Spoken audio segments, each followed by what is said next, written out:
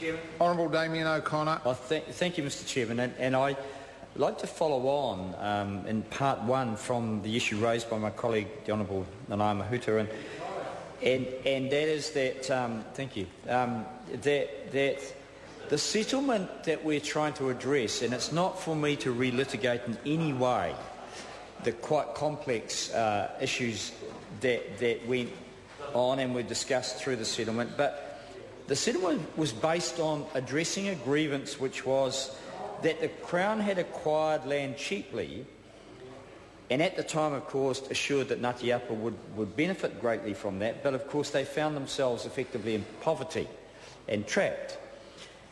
And I just asked the question, and it was a thought in my mind as Minister of Corrections when the proposal to utilise the prison land was brought to me, was there a potential conflict of interest? And I raised it briefly in my earlier speech, Mr Speaker.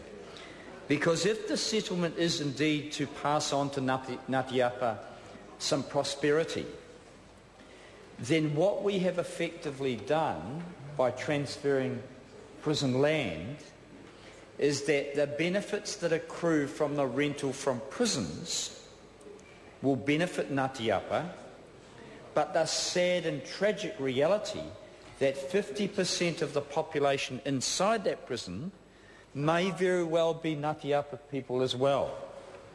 So poverty will actually come from this deal too, if you consider that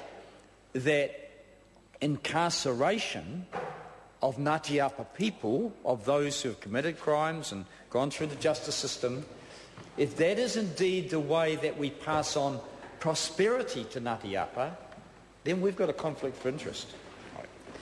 And I don't think anyone in this House would be wanting to ensure another grievance through the settlement process. And so it is just a word of warning, Mr Chairman, that I raise from maybe a slightly distorted view of this, maybe a new, fresh view. I don't know how people may see this. But I, for one, would not like, and I know my colleagues as well, would not like to see any poverty or any further grievance flow from this.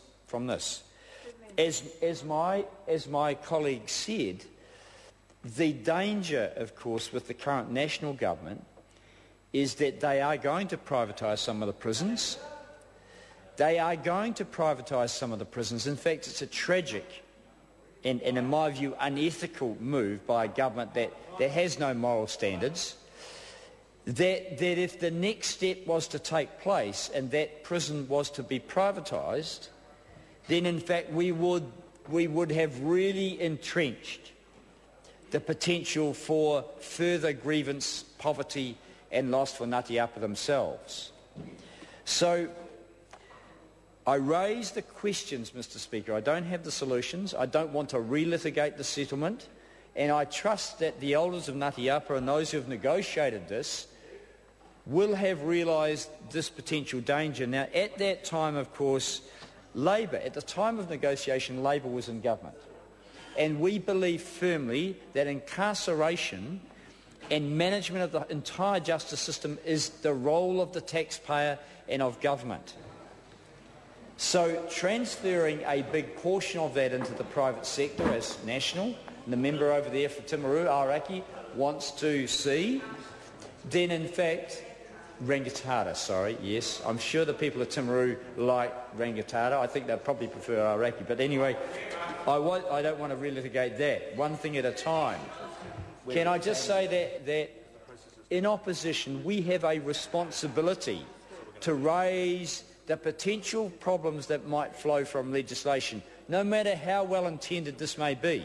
I think each and every one of us knows that whenever a piece of legislation is passed by this House, there will be faults in the wording or in the outcome of it. We have to trust that the advice from officials, overseen by the Minister, now which particular one, Mr Finlayson no doubt, but assisted by Judith Collins, I know she wants to privatise the whole prison system. I'm not sure whether the Minister in the chair can see the potential danger in what he is doing here. I don't think he would genuinely want to create a further grievance. But he must understand, Mr Chairman, I'll take the Honourable Damien O'Connor. Thank you, Mr. I'll only take a short time. I'm trusting and hoping that the Minister in the chair can, if not in the passage of this legislation, but in further discussions at Cabinet level, can ensure that through the process of privatisation or some other distortion of the justice system, which National seems to be intent on, he has to ensure that further grievances cannot occur and the Ngāti Apa tribe for which this legislation is aimed will not be disadvantaged in some perverse way, really, that incarceration of their own people is the only way to generate benefit for their own iwi. We would hate to see that, Mr Speaker. I raised that issue because I think it is a realistic possibility, one that we hope won't eventuate. Kia ora.